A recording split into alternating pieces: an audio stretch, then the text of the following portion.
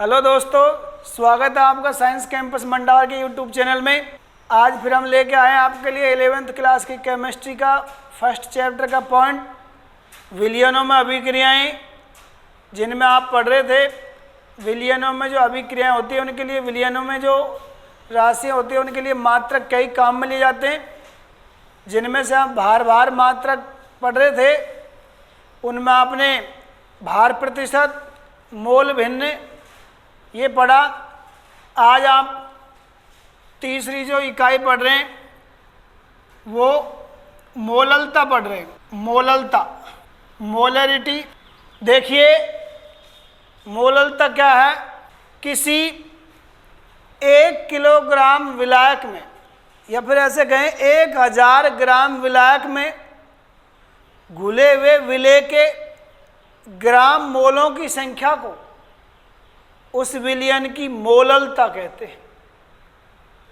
फिर से सुने, किसी 1 किलोग्राम विलायक में अथवा 1000 ग्राम विलायक में घुले हुए विलेय के ग्राम मोलों की संख्या उसकी मोललता कहलाती है। यानी कि मोललता इक्वल टू होता है विलेय के ग्राम मोल बटे विलायक का द्रव्यमान केजी में इंटू 1000। मोललता होगी, जो विलेय के ग्राम मोल हैं वो होता है विलेय के ग्राम मोल बराबर होता है विलेय की ग्राम में मात्रा बटे विलेय का अणुभार। तो ये जो विलेय के ग्राम मोल हैं इसके स्थान पर हम ये लिख देंगे विलेय की ग्राम में मात्रा बटे विलेय का अणुभार। तो तीसरा जो फॉर्मूला बनेगा मोललता का वो ये बन जाएगा, मोललता यानी कि दूसरा फॉर्मूला, मोललता इज इक्वल टू विलेय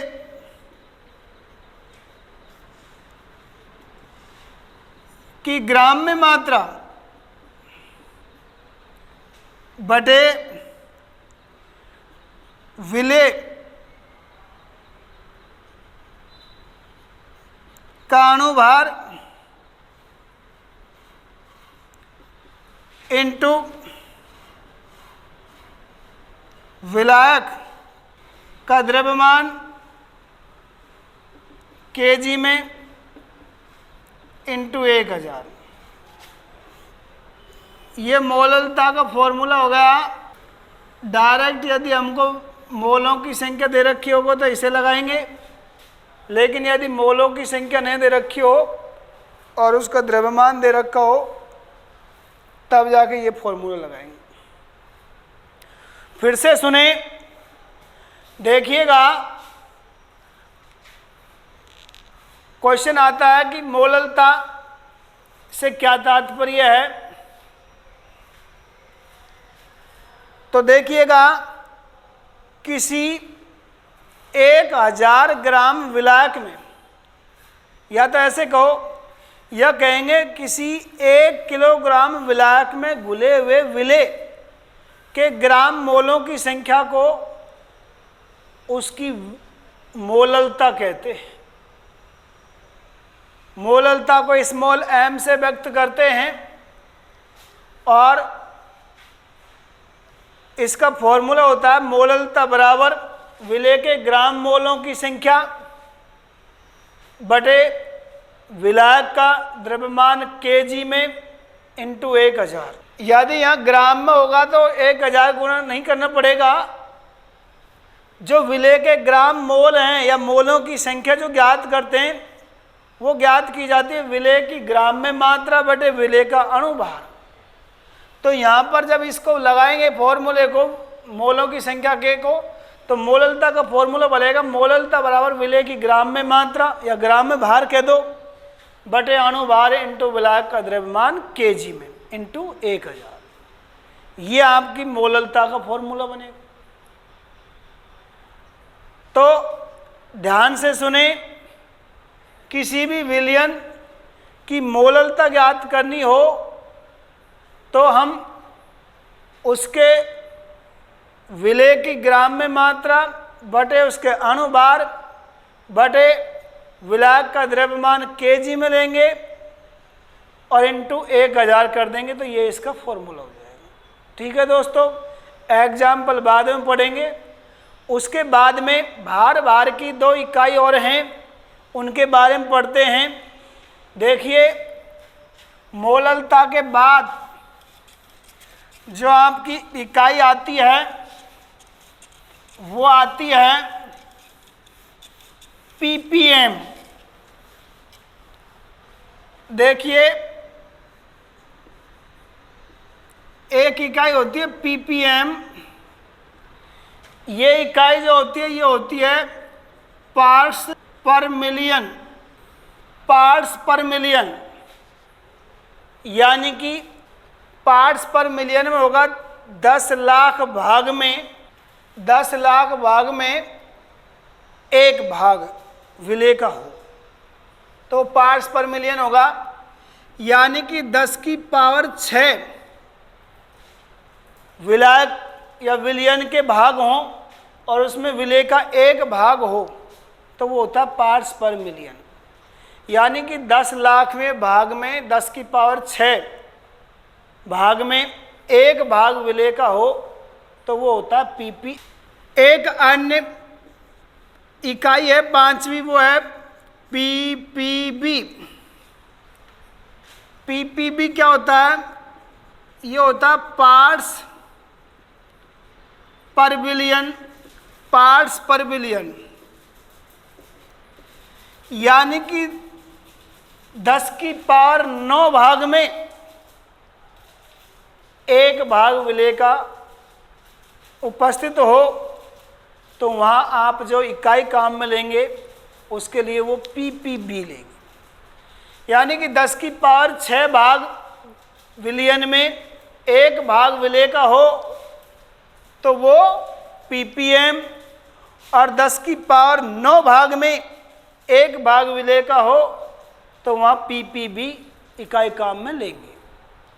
ठीक है दोस्तों, ये जो इकाइयाँ अब तक थी ये भार इकाइयाँ थी जिसमें विलेय भी ग्राम में लिया गया हो, विलायक विलयन भी ग्राम में लिया गया हो, तो ये थी भार इकाइयाँ। अब अपन दूसरी इकाइयाँ पढ़ेंगे, वो पढ़ेंगे भार आयतन इकाइयाँ। भार आयतन मात्रक यानी कि W/वॉल्यूम, ये मात्रक पढ़ेंगे। ये भी अपने कोर्स के अनुसार 3-4 मात्रक हैं, वो देख रहे हैं। एक एक पहले देख चुके आप संक्षेप में। इसमें विलेय का भार ग्राम में दिया गया हो और विलयन का जो आयतन है वो लीटर में दिया गया हो, तब जाके ये इकाई काम में लेते हैं। इसमें पहली जो राशि आती है वो आती है मोलरता। मोलरिटी कैपिटल M से व्यक्त करते हैं मोलरता को। मोलरिटी किसे कहते हैं? मोलरता देखिए, 1 लीटर विलयन में, किसी 1 लीटर विलयन में घुले हुए विलेय के ग्राम मोलों की संख्या को, दोबारा सुने, किसी 1 लीटर विलयन में घुले हुए विलेय के ग्राम मोलों की संख्या को उस विलयन की मोलरता कहते हैं। 1 लीटर विलयन में घुले हुए विलेय के ग्राम मोलों की संख्या को उस विलयन की मोलरता कहते हैं, यानी कि मोलरता बराबर होता है, मोलरता इज इक्वल टू होता है विलेय के ग्राम मोल बटे विलयन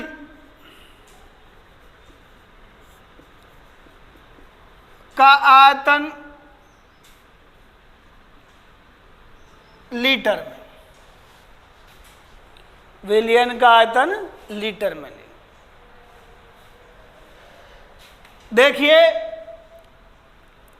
जो विलेय के ग्राम मोल हैं उनको आप जानते हो कैसे ज्ञात करते हैं?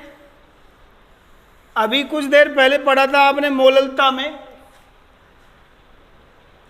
विलेय के ग्राम मोल कह दो, विलेय के ग्राम मोल या मोलों की संख्या कह दो, बराबर होता है विलेय की ग्राम में मात्रा या ग्राम में भार कह दो बटे विलेय का अणुभार, जिसको आप मोलर द्रव्य कहते हैं। अब ये विलेय के ग्राम मोलों की जगह लग जाएगा विलेय की ग्राम में मात्रा बटे अणुभार, तब जाके मोलरता का एक अन्य जो सूटेबल फॉर्मूला बनेगा वो ये बनेगा, कैपिटल एम बराबर विलेय की ग्राम में मात्रा बटे अणुभार, सीधा लिख देता हूँ विलेय का अणुभार इंटू विलयन का आयतन लीटर में। ये जो फॉर्मूला होगा ये आपकी मोलरिटी का होगा, मोलरता। किसी 1000 लीटर विलयन में घुले हुए विलेय के ग्राम मोलों की संख्या को, विलेय के ग्राम मोलों की संख्या को जो 1 लीटर विलयन में घुले होते हैं उसे उस विलयन की मोलरता कहते हैं, मोलरिटी। इसकी जो इकाई होती है वो पता लग गया आपको। देखिए, ऊपर ग्राम में मात्रा है, नीचे लीटर में आयतन है, तो ग्राम प्रति लीटर हो जाएगा। क्या हो जाएगा? ग्राम प्रति लीटर, या फिर मोल प्रति लीटर, जिसे अपन कैपिटल एम से व्यक्त करते हैं। मोलरता की 2 इकाई हो गई, जिसे कैपिटल एम से व्यक्त करते हैं, या तो मोल प्रति लीटर या फिर ग्राम प्रति लीटर। ग्राम प्रति लीटर ही विलेयता की इकाई होती है। विलेयता, घुलनशीलता, मोलरता, या जिसे अपन मोलरिटी कहते हैं, उसकी इकाई मोल प्रति लीटर भी होती है, कैपिटल एम से जिसे व्यक्त। अब तक जो इकाई पढ़ी है उनमें यही एक ऐसी इकाई है जो ताप पर निर्भर करती है। ये मोलरता है, ये ताप परिवर्तन से परिवर्तित होती है। विलयन की मोलरता ताप पर निर्भर करती है, जबकि मोललता पर ताप का कोई प्रभाव नहीं पड़ता है। अब क्वेश्चन है ये, आगे इन दोनों के न्यूमेरिकल्स आगे देखेंगे एक साथ, मोललता मोलरता के। इसके बाद में हम पढ़ रहे हैं अन्य भार आयतन इकाई, वो पढ़ रहे हैं नॉर्मलता, कैपिटल एन से व्यक्त करते हैं नॉर्मलता, नॉर्मेलिटी। नॉर्मलता क्या है? देखिए, किसी 1 लीटर विलयन में घुले हुए, किसी 1 लीटर विलयन में घुले हुए विलेय के ग्राम तुल्यांक की भारों की संख्या या ग्राम तुल्यांकों की संख्या उस विलयन की नॉर्मलता कहलाती है। ग्राम तुल्यांक, ग्राम तुल्यांक जो होता है वो विलेय की ग्राम में मात्रा या विलेय का जो अणुभार, परमाणु भार होता है बटे उसकी संयोजकता होती है, वो उसका तुल्य। देखिए, तो नॉर्मलता यानी कि नॉर्मेलिटी बराबर होता है नॉर्मलता बराबर होता है विलेय के ग्राम तुल्यांक, विलेय के ग्राम तुल्यांक की भार बटे विलियन का आयतन लीटर में। जो ग्राम तुल्यांक हैं, ग्राम तुल्यांक की भार जो ग्राम में होता है, तुल्यांक की भार को जब आप ग्राम में व्यक्त करेंगे तो ग्राम तुल्यांक की भार बन जाएगा। देखिए, जो ग्राम तुल्यांक की भार जो होता है वो होता है विलेय का अणुभार या विलेय का भार कह दो, ग्राम में भार कह दो, विलेय का ग्राम परमाणु भार बटे संयोजकता। ये इसका ग्राम तुल्यांक की भारों की संख्या हो जाएगी। तो नॉर्मलता बराबर हो जाएगी, नॉर्मलता बराबर विलेय की ग्राम में मात्रा, विलेय का ग्राम परमाणु भार कह दो या विलेय की ग्राम में मात्रा कह दो, बात एक ही है, बटे संयोजकता इंटू विलियन का आयतन लीटर में। ये आपकी नॉर्मलता को ज्ञात करने का फॉर्मूला है। विलेय के ग्राम तुल्यांक की भारों की संख्या कह दो, ग्राम तुल्यांक की भार कह दो। ये जो विलेय का है, ये विलेय की ग्राम में मात्रा कह दो, ग्राम में मात्रा, या उसका ग्राम में भार कह दो, बटे उसकी संयोजकता। तो ध्यान रहे, नॉर्मलता बराबर होता है 1 लीटर विलियन में घुले हुए विलेय के ग्राम तुल्यांक की भारों की संख्या उस विलियन की नॉर्मलता कहलाती है। इसे कैपिटल एन से व्यक्त करते। ध्यान रहे,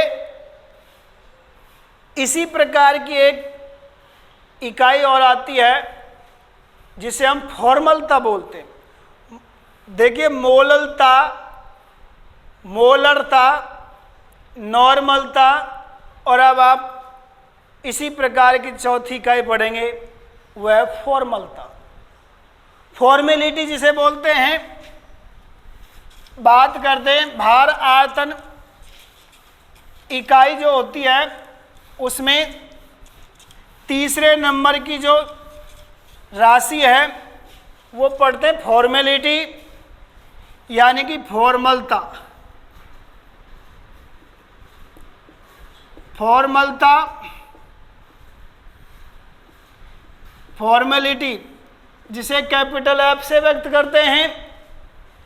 क्या होती है फॉर्मलता? किसी 1000 मिलीलीटर लो या फिर 1 लीटर लो, किसी 1 लीटर विलियन में घुले हुए विलेय के ग्राम सूत्र भारों की संख्या, ग्राम सूत्र भारों की संख्या उस विलियन की फॉर्मलता कहलाती है। फॉर्मलता फॉर्मूला से बनी है, फॉर्मूला यानी सूत्र, और वो सूत्र हो ग्राम में। उस सूत्र का ग्राम में जो भार होता है और वो 1 लीटर विलियन में घुला होता है, वो उसकी फॉर्मलता होती है। किसी 1 लीटर विलियन में घुले हुए विलेय के ग्राम सूत्र भारों की संख्या उस विलियन की फॉर्मलता कहलाती है। देखिए, फॉर्मलता इज इक्वल टू होता है विलेय के ग्राम सूत्र भार बटे विलयन का आयतन लीटर में। ये फॉर्मलता का फॉर्मूला बनता है विलय के ग्राम सूत्र भार बटे विलयन का आयतन लीटर में। जो ग्राम सूत्र भार होते हैं, ग्राम सूत्र भार बराबर होता है विलय की ग्राम में मात्रा बटे विलय का अणुभार। इसको जब अपन ग्राम सूत्र भारों की जगह लगाते हैं, स्थापित करते हैं, तो आपका जो फॉर्मूला बनेगा फॉर्मलता का वो बनेगा फॉर्मेलिटी इज इक्वल टू विलय की ग्राम में मात्रा बटे विलय का अणुभार, सीधा ही अणुभार भी कह दो चाहे, इनटू विलयन का आयतन लीटर में। यदि ये आयतन मिलीलीटर में हो तो लीटर को मिलीलीटर में बदलने के लिए 1000 से गुणा कर देते हैं, लेकिन मिलीलीटर में दिया गया और उसे लीटर में बदलना हो तो फिर अपन 1000 का भाग दे देते हैं। ठीक है, ये ध्यान रखने की बात है। तो ये 3 इकाइयां हैं, मोलरता, नॉर्मलता, फॉर्मलता, जो भार आयतन इकाइयां होती हैं। इनमें विलय की मात्रा ग्राम में है और आयतन लीटर में है। तो ध्यान रहे, किसी 1 लीटर विलयन में घुले हुए विलय के ग्राम सूत्र भारों की संख्या उसकी फॉर्मलता कहलाती है, लेकिन 1 लीटर घुले हुए विलय के ग्राम तुल्यांकों की संख्या उसकी नॉर्मलता कहलाती है। और यदि 1 लीटर विलयन में घुले हुए विलय के ग्राम मोलों की संख्या हो तो वह उसकी मोलरता कहलाती है। मोलरता की इकाई होती है ग्राम प्रति लीटर या मोल प्रति लीटर। ठीक है दोस्तों, आज का लास्ट पॉइंट हम पढ़ रहे हैं ग्राम तुल्यांकी भार, या जैसे तुल्यांकी भार की नाम से जानते हैं। तुल्यांकी भार को यदि ग्राम में व्यक्त किया जाए तो उसे ग्राम तुल्यांकी भार कहते हैं। तो ग्राम तुल्यांकी भार या ग्राम तुल्यांकी द्रव्यमान, तुल्यांकी भार बड़ा इंपॉर्टेंट पॉइंट है। किसी पदार्थ की वह संख्या, ध्यान से सुने, किसी पदार्थ की वह संख्या जो हाइड्रोजन के 1 भाग, ऑक्सीजन के 16 भाग, क्लोरीन के 35.5 भाग और सिल्वर के 108 भाग भार से जितना गुना होती है, वही संख्या उस पदार्थ का तुल्यांकी भार कहलाती है। तुल्यांकी भार एक शुद्ध संख्या होती है। दोबारा से सुने, किसी पदार्थ की वह संख्या जो यह बताती है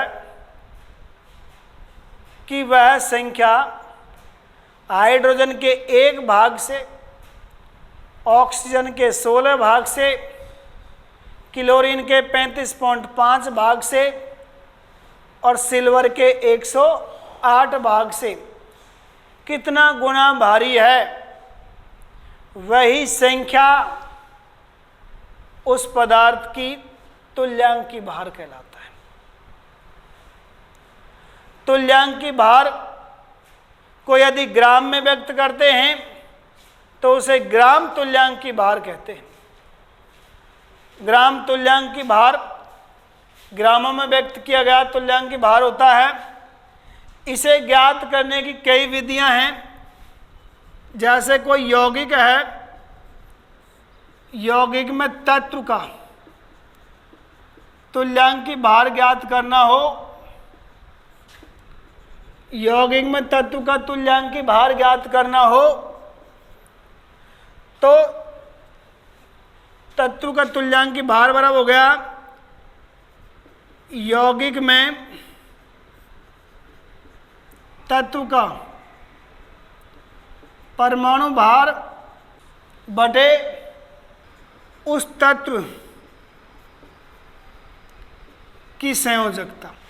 यदि हमें किसी अम्ल का तुल्यांकी भार ज्ञात करना हो, अम्ल का तुल्यांकी भार ज्ञात करना हो तो अम्ल का अणुभार बटे विस्थापित अम्ल द्वारा जलीय विलयन में जो विस्थापित H पॉजिटिव आयनों की संख्या। इसी प्रकार यदि हमें क्षार का तुल्यांकी भार ज्ञात करना है, क्षार का तुल्यांकी भार ज्ञात करना है तो क्षार का अणुभार बटे क्षार द्वारा जलीय विलयन में विस्थापित OH नेगेटिव आयनों की। यदि हमें किसी लवण का तुल्यांकी भार ज्ञात करना हो तो तुल्यांकी भार बराबर हो जाएगा लवण का अणुभार बटे धनायन